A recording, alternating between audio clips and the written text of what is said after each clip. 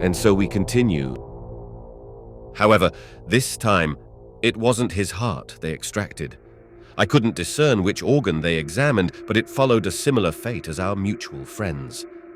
The group turned their attention towards the forest, anticipating something ominous, yet nothing unfolded except their eerie whispers growing louder. Everyone, including myself, was on the verge of hysteria. Despite our tied limbs, we were utterly powerless. All that remained was a futile hope for a miracle, though this wasn't a movie where a heroic character swoops in to save the day at the last moment.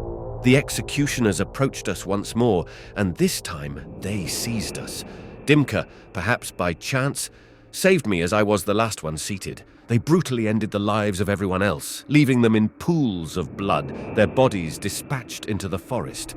The savagery continued. My classmate's skull was opened with a knife, the brain meticulously extracted and placed alongside other removed organs. It was an orchestrated removal of each organ, a ritualistic pattern evident in their actions. When it was Pashka's turn, something went amiss as they cut his restraints.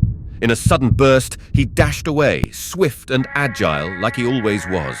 No, he didn't escape. They killed him.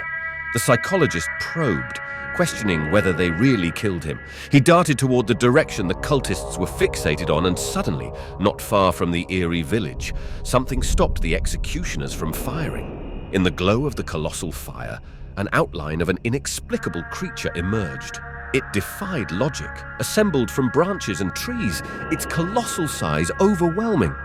Initially, I thought it might be a man, but its unearthly sound shattered that notion. Its head was indiscernible. It appeared to possess a massive protrusion, like a colossal hump with appendages stretching out in different directions. There were no discernible eyes, just a large mouth. It seemed blind, relying on the appendages to navigate.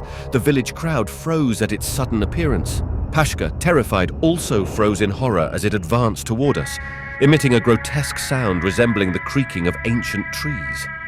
As it neared my friend, I was in shock, immobilized. Then it grabbed him behind the head, drawing him closer, and its appendages pierced his face. His scream was brief and his lifeless body collapsed.